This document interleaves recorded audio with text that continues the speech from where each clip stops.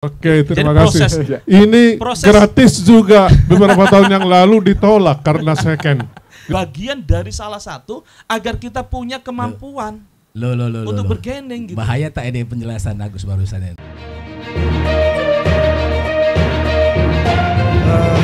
Sebenarnya kita itu punya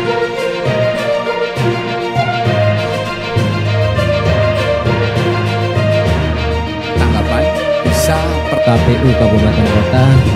Kalau dia pakai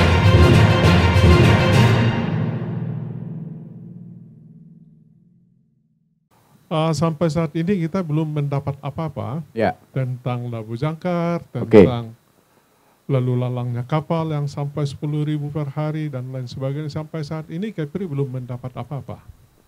Baru yang berikut tentang Laut Natuna Utara, ini sebetulnya boleh dimanfaatkan seperti base-nya TNI. Dibuat aja di sana tanker yang besar, di sana menjadi logistik dan lain-lain terhadap nelayan.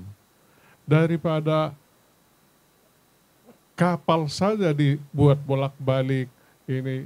Jadi kalau dibuat di sana itu satu tanker yang besar sekali, di sana bisa nelayan mendapatkan BBM, sembako dan lain sebagainya jauh lebih murah, dan hasil tangkapannya boleh ditampung di situ.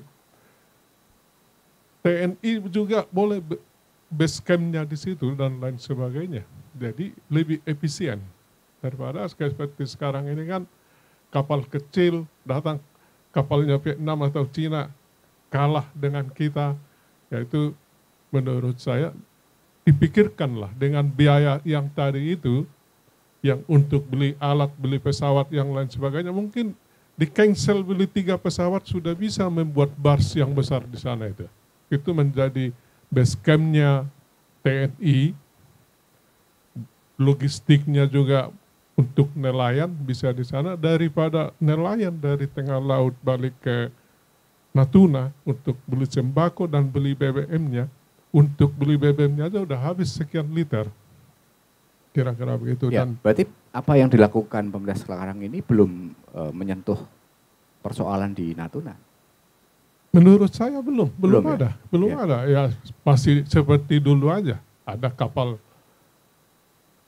pertahanan yang menurut saya itu juga kapasitasnya belum memadai. Buktinya belum bisa dikejar kapal Vietnam atau kapal Cina itu, nelayan itu. Ya, gimana Mas Agus? Yang kapal di kayu aja yang bisa ditangkap, yang dibawa ke Batu Ampar.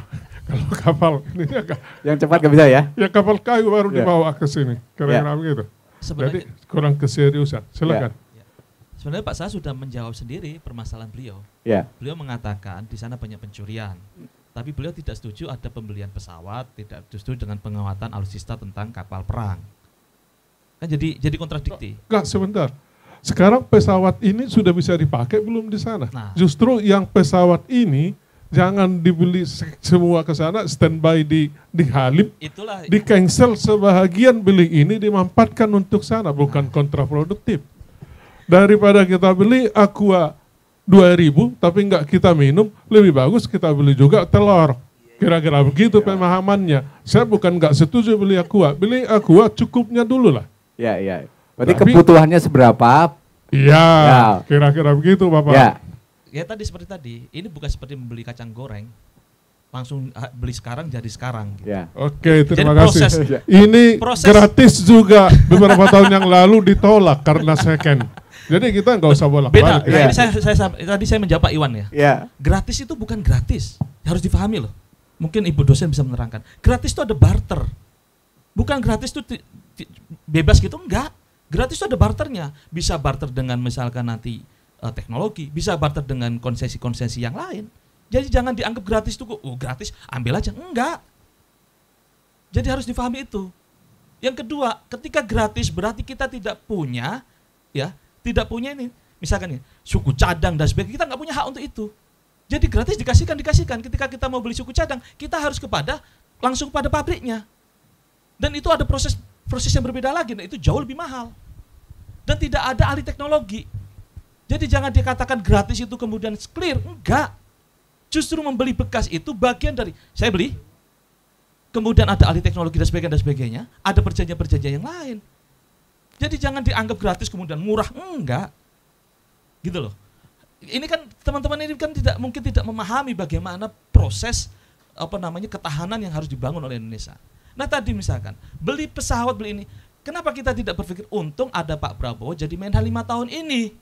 Jadi kemudian pembelian alutsista untuk ketahanan negara, kapal selam terbeli, pesawat baru terbeli, ya kan? Kapal perang jadi tambah banyak. Tapi proses ini kan baru 5 tahun. Kita tidak bisa kemudian mengatakan 5 tahun harus sudah jadi semua, tidak bisa. Dan pertanyaan ada prosesnya, makanya saya bilang, untung ada Prabowo sebagai Menhan. Yang pada periode-periode sebelumnya itu tidak dilakukan. Kembali ke pertanyaan untuk di Kepri bagaimana? Sama, di Kepri ini kan itu kan terjadi, di Kepri ini kenapa Laut Cina Selatan seperti Ibu dosen tadi sampaikan, ini menjadi penting. Karena ini 30% perdagangan ada di sini. Kenapa Cina menjadikan wilayah konflik dia? Kenapa Amerika harus ada latihan perang dengan Indonesia di daerah Cina Selatan? Ya karena ini adalah 30% dari perdagangan internasional ada di sini. Nah kalau kita hanya jadi penonton, soft politik dari diplomasi kayak gitu saja, nggak bisa. Kita nggak akan mendapatkan apa-apa. Seperti tadi yang disampaikan Pak Sahat, Kepri nggak akan dapat apa-apa. Iya. Maka meningkatkan alutsista itu bagian dari salah satu agar kita punya kemampuan untuk bergening. Gitu. Bahaya tak ada penjelasan Agus barusan ini. Soft power itu jangan dipahami itu pendekatannya hanya diplomasi dalam pengertian diplomasi dalam pengertian apa ya? Lobby bukan. Ini soft power ini justru kekuatan ekonomi yang mau dibangun dengan cara seperti itu. Sebab apa? Pendekatan kita selama ini justru saya kurang sependapat kalau security approach kita tingkatkan tetapi lupa dengan prosperity approach. Justru soft power itu bagaimana pendekatan kesejahteraan itu justru yang menjadi kekuatan. Gitu loh. Karena kalau bangsa ini masih lapar, kalau bangsa ini tidak mendapatkan keadilan, bangsa ini masih susah, bagaimana mungkin kita membangun pertahanan? Gitu loh. Nah, kita hari ini kan belum bisa memanfaatkan Selat Malaka. Kenapa? Karena pendekatan kita melihat Selat Malaka belum pada posisi bagaimana mensejahterakan masyarakat. Coba kita pakai pendekatan kesejahteraan, maka Selat Malaka ini pasti akan dimanfaatkan sebesar-besarnya. Terus terang saja, kita di Batam ini baru-baru saja itu kita bisa hanya kargo kita itu di Batu Ampar itu hanya sekitar 650.000 teus. Bayangkan dulu yang namanya Johor Tanjung Pelepas pada saat dibangun itu sekitar tahun 2001 dimulai dioperasionalkan itu mereka masih sedikit sekali. Kita waktu itu sudah 250.000 teus tahun yang sama. Sekarang apa yang terjadi? Johor itu sudah 11 juta teus itu mereka harus gerak barang yang ada di sana. Kita di Batam ini baru 650, itu pun belakangan saja. Nah makanya dulu saya ingat sekali Ibu Rini itu pernah mengeluhkan soal bagaimana pemanfaatan laut kita ini ternyata itu kebocorannya itu kan luar biasa. Data yang yang masuk ke Singapura tidak sama dengan data yang dilaporkan ke negara. Singapura kan itu mau yang halal, mau yang tidak halal, mau yang ilegal maupun legal itu diterima mereka nggak ada masalah, nggak ada urusan gitu loh. Tetapi ternyata sampai ke negara yang legal itu tidak sebanding dengan yang ilegal dan legal tadi itu. Nah jadi sebetulnya cara pandang kita itu soal soft power ini, jadi dia itu adalah lebih bagaimana misalnya gini loh. Kita dengan Singapura, bagaimana meningkatkan hubungan kita, misalnya FTA kita dengan Singapura, bagaimana hubungan kita dengan Malaysia. Nah menurut saya ini yang perlu keseriusan ini, supaya Batam ini bergerak lebih jauh. Tapi kalau tidak ada pergerakan seperti itu, bagaimana kita membangun yang 5 tahun itu kemarin sudah dilakukan tidak maksimal atau bagaimana? Ya kan dari tadi kan saya bilang kan tidak bahasa itu tidak terurus. Oke. Lebih ke tidak terurus berarti ya? Iya. Izin. Iya. Aku mau nangkapi sedikit. Selalu Pak Agus menyatakan bahwa beli pesawat itu tidak seperti beli kacang goreng. Iya, iya. Jadi Mungkin kalau nggak dibeli kemarin yang buatan tahun 1980, tahun depan kita udah bisa beli yang bekas juga, mungkin bekasnya tahun 2000. Jauh lebih mudah. Jadi tidak begitu sulit sekarang ini beli sesuatu. Kalau memang beli yang usia 40 tahun mungkin udah nggak sulit lah kira-kira begitu menurut saya. Jadi tadi saya sebutkan bahwa boleh beli tapi jangan sekaligus. Saya udah kasih analognya supaya gampang. Aqua tidak perlu dibeli langsung satu kontainer. Orang nggak makan roti. Dibelilah mungkin setengah kontainer, setengah lagi kita belanjakan untuk roti. Itu tadi kita butuh di sini lebih efisien dan berkelanjutan.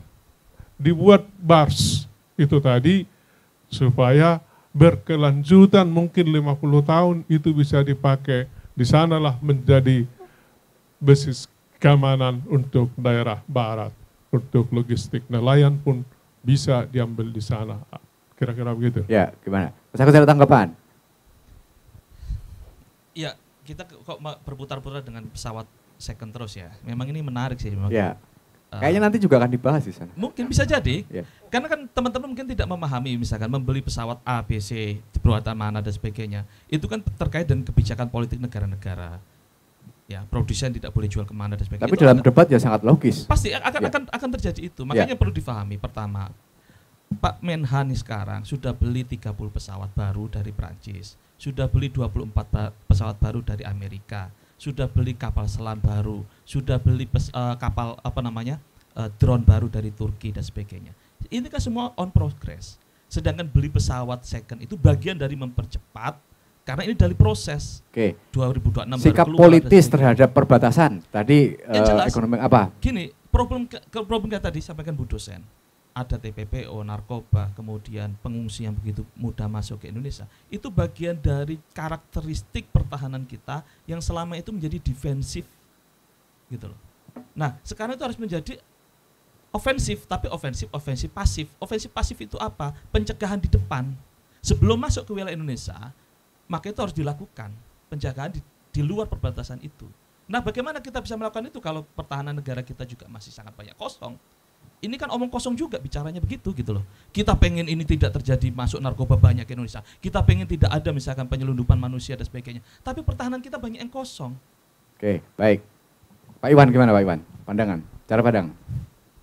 Mas Agus, apa yang disampaikan teman-teman dari 01, 02, 03 pasti selalu baik dia. Ya.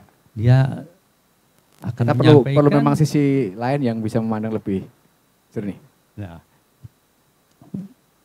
itu jadi tapi bagi PKN apa yang disampaikan itu hanya sebagai bahan masukan saja, ya.